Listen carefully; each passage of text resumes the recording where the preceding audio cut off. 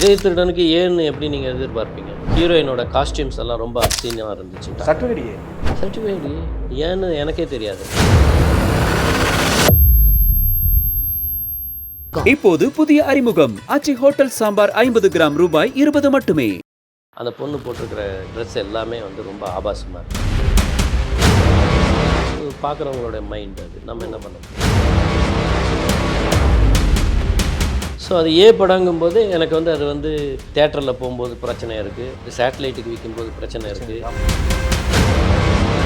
தூணு துப்புற அளவுக்கு நான் எந்த படமும் இது வரைக்கும் பண்ணல. இன்ஃபேக்ட் அதுக்கப்புறம் நானும் அவரும் சேர்ந்து ஒரு படம் பண்ணுறதா இருந்துச்சு, அஜித் சாரும். இருக்கா சார்? அடுத்து ஏதாவது இருக்கா?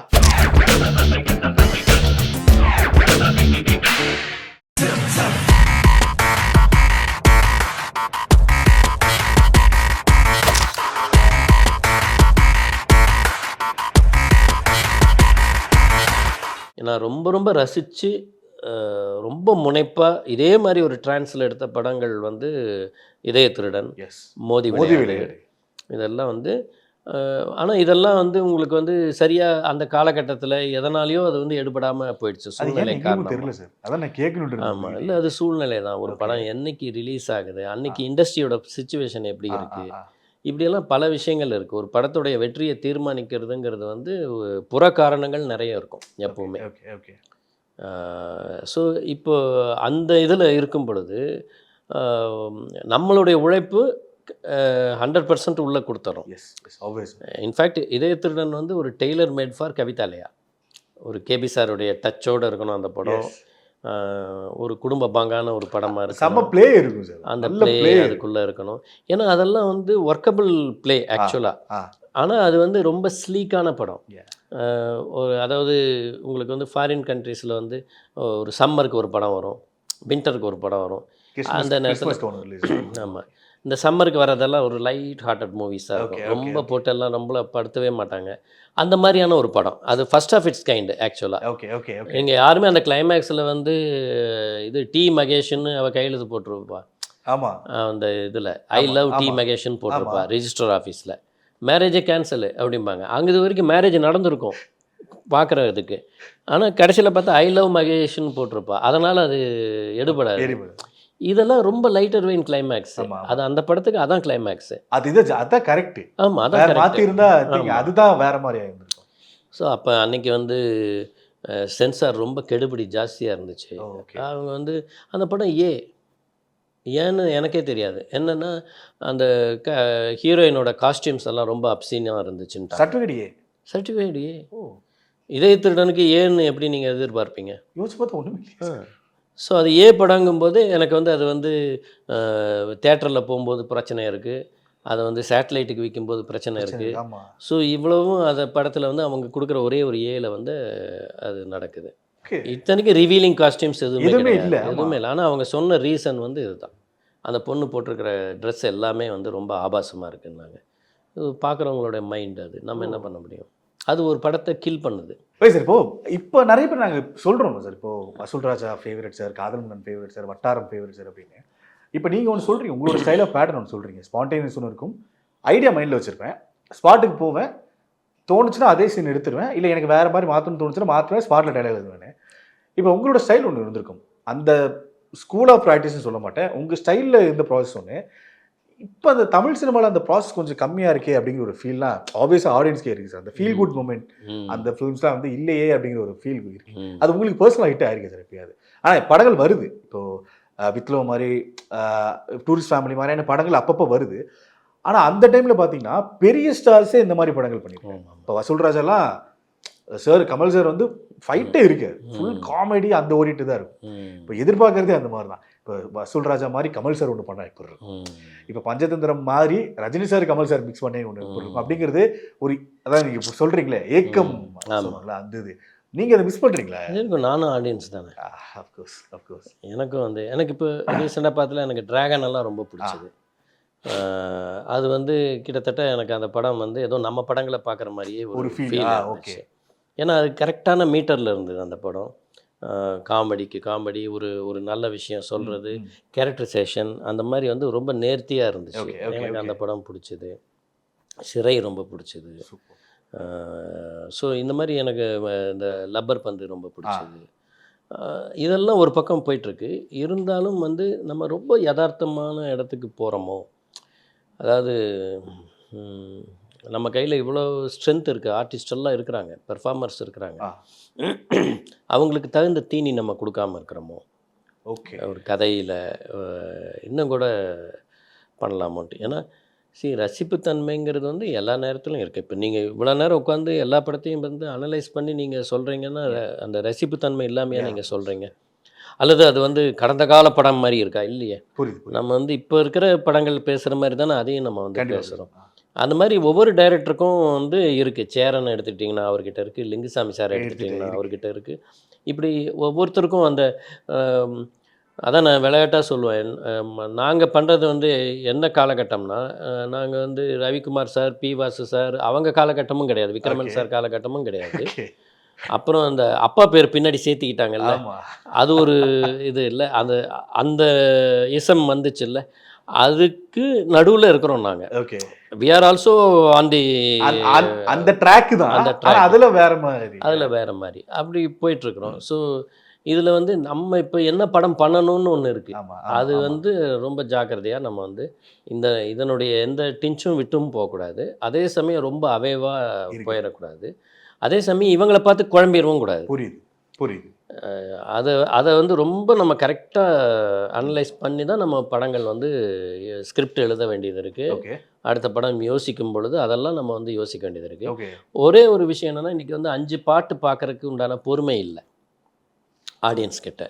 ஸோ ஒரு மியூசிக்கல் மூவி நான் கொண்டு வர முடியுமா அப்படின்னு பார்த்தா, ஏன்னா எல்லாமே album hits, right from the beginning எல்லாமே ஆல்பம் ஹிட்ஸ். எதுவுமே வந்து ஒரு பாட்டுக்கு ஒரு பாட்டு சோட போனது கிடையாது.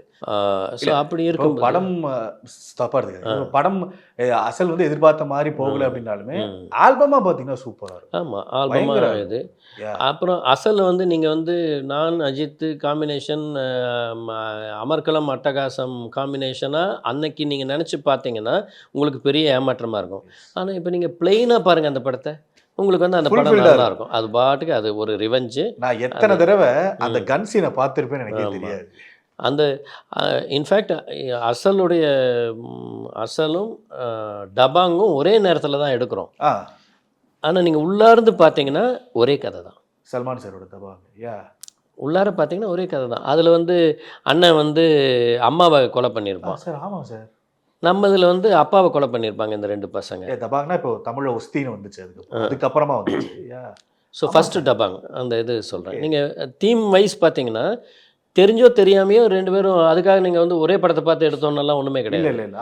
நம்ம பேட்டர்னும் அவங்க பேட்டர்னும். ஆனால் அவங்க வந்து அதில் வந்து அவர் வந்து பப்ளியாக ஒரு ரவுடித்தனமான ஒரு இன்ஸ்பெக்டர் ரோல் பண்ணும்போது அங்கே ரொம்ப ரசிச்சிட்டாங்க, அது ரொம்ப பிடிச்சி போச்சு. இங்கே நம்பால் என்ன பண்ணிட்டாரு, நான் வந்து பஞ்ச் டைலாக் எல்லாம் பேச மாட்டேன், அது வந்து எதுவுமே வேண்டாம், நான் அதிகமாகவே பேசக்கூடாது அப்படின்ட்டார் அவர். ஓகே, அவருக்கு ஒரு இது இருக்கும்ல, நம்ம எவ்வளோ நாள் தான் ஒரே மாதிரி ஒரு லோ ஆங்கிள் ஷாட்லேயே பண்ணுறது. ஆனால் எனக்கு தெரிஞ்சு பில்லாக்கு அப்புறம் அந்த அசல் தான் அந்த லுக் வைஸாக அவர் பயங்கரம், ஸ்டட்டாக இருக்கும், ஸ்பைக்கு. ஆமாம், ஏன்னா அந்த லுக்குக்காக தான் நாங்கள் ஃப்ரான்ஸே போனோம். இங்கே வச்சு எடுத்தோம்னா அது ரொம்ப ஏலியனாக தெரியும், நம்ம அங்கே வச்சு எடுத்தோம்னா ரொம்ப கலர்ஃபுல்லாக அதனுடைய இது தெரியுமேன்னு சொல்லிட்டு தான் அங்கே வச்சு கதையை வந்து மாற்றி எடுத்தது. ஓகே, மோதி விளையாடு என்ன சார்? நான் விஜய் டிவி நல்லா ஞாபகம் இருக்கு சார். மோதி விளையாடு எனக்கு அந்த சாங் கரெக்டாக அவர் அந்த பால் போட்டு முடிப்பாரு, அதுக்கப்புறம் ஒரு பிளே ஒன்று இருக்கும், அது ரொம்ப அழகாக இருக்கும் மோதி விளையாடு. ஏன்னா அதுவும் கேட்ட ரேசியாக இருக்கும், அதோட ஸ்க்ரீன் பிளே நல்ல ரேசியாக, ரொம்ப ரேசி. அதுவும் நான் ரொம்ப ஈடுபாட்டோட எடுத்த படம் கலாபவன் மணி. அது ரொம்ப மோஸ்ட் ஸ்டைலிஷ்ட் மேக்கிங் அந்த படத்தை பொறுத்தளவு. ஒரு நீங்கள் கலராகவே வேற மாதிரி இருக்கும். ஆமாம், அப்போ வந்து சென்னையில் வந்து மால்ஸு இல்லை, ஒரே ஒரு சிட்டி சென்டர் தான் இருந்துச்சு. நான் சென்னையை வந்து கோலாலம்பூரில் மேட்ச் பண்ணேன். ஓகே, அங்கே இருக்கிற மாலு, அந்த இது, அந்த அட்மாஸ்பியர் அப்படின்னெல்லாம் போய் ஒரு ரொம்ப கிளாஸியான ஒரு என்டர்டெய்னர் ப்ளஸ் அந்த மாதிரி ஒரு பேக்கேஜாக வந்து அதை பண்ணேன். அது ஒரு அன்டைம் ரிலீஸில் வந்து மாட்டுச்சு. நான் அந்த ரிலீஸ் அப்போ நான் இங்கே ஊர்லேயே இல்லை, நான் அசல் ஷூட்டிங்கில் மலேசியாவில் இருக்கேன். அப்போ இங்கே நான் அந்த படத்தை வந்து ஃபைனல் வெர்ஷனை படமாக நான் பார்த்ததே வந்து மலேசியாவில் தேட்டரில் தான் நான் பார்த்தேன். புரியல, ஃபைனல் வெர்ஷன் நீங்களே தேட்டரில் பார்த்தீங்க? தேட்டரில் பார்த்தேன், ஏன்னா இங்கே வந்து நான் ஃபைனலில் நான் இருக்க முடியல, ஏன்னா எனக்கு அங்கே ஷூட்டிங் இருக்குது. Okay okay okay. அப்போ இங்கே எல்லாமே முடித்து ஃபைனல் பண்ணி எல்லாம் இது பண்ணி நான் எல்லாம் முடிச்சுட்டு வந்துட்டேன். பட் அந்த ஃபைன் டியூனிங்னு ஒன்று இருக்குல்ல, அது என் கைப்பட பண்ணப்பட்டதில்லை அந்த படம். அப்போ அது அங்கே வந்து நான் அங்கே தான் நான் பார்க்குறேன். புரியுது புரியுது. ஸோ இதெல்லாம் இந்த மாதிரி பல விஷயங்கள் வந்து ஒரு படத்துக்கு வந்து ஓடுறதுக்கும் ஓடாததுக்கும் பல காரணங்கள் காரணங்கள் இருக்கு. என்னோட ஒரே ஒரு இது என்ன தெரியுமா, தூணு துப்புற அளவுக்கு நான் எந்த படமும் இது வரைக்கும் பண்ணல. பண்ணது இல்லையா? என்னுடைய மோசமான தோல்வி படம் கூட இன்னைக்கு வரைக்கும் ரொம்ப பேசப்படக்கூடிய ஒரு படம் அல்லி அர்ஜுனா. அது சாங்ஸ் அப்படி இருக்கு. ஸோ அப்படி தான் நமக்கு வந்து no regrets, okay. But these are the facts, we have to come through that. இப்போ நீங்க இடையில ஒரு பாயிண்ட் சொன்னீங்க, இப்போ அஜித் சாரோட அசல் பண்ணும்பொழுது அவர் அப்படிலாம் ஒன்று சொல்லிட்டாரு அப்படின்னு. ஆனா நாங்க அதுதான் எதிர்பார்த்தோம். பண்ணும்போது அந்த கெட்டப்ல மனுஷன் அப்படி ஒன்று பேசிட்டு அப்படி ஒரு லெஃப்ட் ஹேண்ட்ல சம்பத் கேரக்டர் டீல் பண்ண எப்படி இருந்திருக்கும் நாங்க அப்படி ஒன்று யோசிச்சோம். டக்குன்னு பார்த்தா அப்படியே சட்டிலா அப்படியே ஒன்று அது ஒன்று ஸ்டைலிஷ் மேக்கிங் ஒன்று இருக்கும். ரிலீஸ் ஆன டைம்ல எதிர்பார்த்த அளவுக்கு அது ஃபேன்ஸ் மத்தியிலையும் சரி அது கன்வெர்ட் ஆகல. அது என்ன கான்வர்சேஷன் இருந்துச்சு ரிலீஸ் ஆனதுக்கு அப்புறம் உங்களுக்கு சிவாஜி ப்ரொடக்ஷன்ஸ் அஜித் சாருக்குள்ள என்ன ஒரு டாக் மாதிரி அதை போச்சா? இல்லை அப்படியெல்லாம் இல்லை. சிவாஜி ப்ரொடக்ஷன்ஸ் எவ்வளோ படங்கள் தாண்டி வந்திருக்கிறாங்க. அஜித் சார் அவருடைய கேரியரில் எவ்வளவோ வெற்றி தோல்வியை தாண்டி வந்திருக்கிறாரு. ஸோ அதெல்லாமே வந்து நமக்கு இது வந்து சினிமாவில் வந்து அதை வந்து ஏற்றுக்குவோம் நம்ம எல்லாருமே. அந்த இது இன்ஃபேக்ட் அதுக்கப்புறம் நானும் அவரும் சேர்ந்து ஒரு படம் பண்ணுறதா இருந்துச்சு. அஜித் சாரும் ஒரு படம் பண்ணுறதுக்கு வந்து அதுக்கு தான் சார் நிறைய பேர் வெயிட்டிங். ஏன்னா இப்போ அஜித் சாரோட அடுத்த படம் என்னன்னு வரும்போது லைனப்ல நீங்க விஷ்ணுவர்தன் சார் அந்த ஒரு master class with Ajith sir கொடுத்தவங்க இருப்பாங்க. அந்த லிஸ்ட் இருந்துகிட்டே இருக்கு. அதனால தான் அந்த கேள்வி கேட்டேன். ஓகே அது இருக்கா சார்? அடுத்து ஏதாவது இருக்கா? எதிர்பார்க்கலாமா? உங்களை மாதிரி நானும் எதிர்பார்க்குறேன் சார். நாங்களும் எதிர்பார்க்குறேன் சார் அதுக்கு. So and thank you so much sir. ஏன்னா ஐ திங்க் தெரியல இது என்ன மாதிரி ஃபீல் உங்களுக்கு கொடுத்துருக்குன்னு தெரியல எனக்கு. இப்போ நான் போய் மறுபடியும் படங்கள் பார்க்க போகிறேன். மறுபடியும் ஒரு ரீவியூ ஷூட் நான் ஒன்று பண்ண போகிறேன். இப்போ ஜேஜேவாக இருக்கட்டும் எல்லாமே ஒரு ரிவ்யூஸ் பண்ண போகிறேன். அது ஒரு வேற ஒன்று கொடுக்கும். அதை நான் எக்ஸ்பீரியன்ஸ் பண்ண போகிறேன் சார். அந்த எக்ஸ்பீரியன்ஸுக்கு ரொம்ப ரொம்ப நன்றிகள். ரொம்ப தேங்க்யூ. எனக்குமே இது வந்து ஒரு ரீவிசிட்டிங் மூமெண்ட் தான். அது வந்து நம்ம அடி ஆழத்தில் நம்மக்கிட்ட இருக்கிறதெல்லாம் வெளியில் வர்றதுக்கு ஒரு வாய்ப்பு இந்த இது. பட் நிறைய விஷயங்கள் நீங்கள் கவனிக்கிறீங்க அப்படிங்கிறது வந்து அது திருப்பி இன்னொரு தடவை மண்டையில் கொட்டி சொல்கிற மாதிரி இருக்குது. அப்போது நம்ம அடுத்த பண்ணும்போது எப்படி பண்ணணும் அப்படிங்கிறதெல்லாம் ஒரு இது இருக்கும்ல. ஸோ இதெல்லாமே ஒரு கைட்லைன்ஸ் மாதிரி எடுத்துக்கிறேன். என்னை வந்து திருப்பி ரெஃப்ரெஷ் பண்ண மாதிரி உணர்றேன் இந்த பேட்டி மூலமாக. Thank you. Thanks for the word sir. Wait பண்ணுறது அடுத்த ரைட்டிங் டைரக்ஷன் என்ன இருக்கு. நன்றிகள். நன்றி நன்றி நன்றி. இப்போது புதிய அறிமுகம் ஆச்சி ஹோட்டல் சாம்பார் 50 கிராம் ரூபாய் 20 மட்டுமே.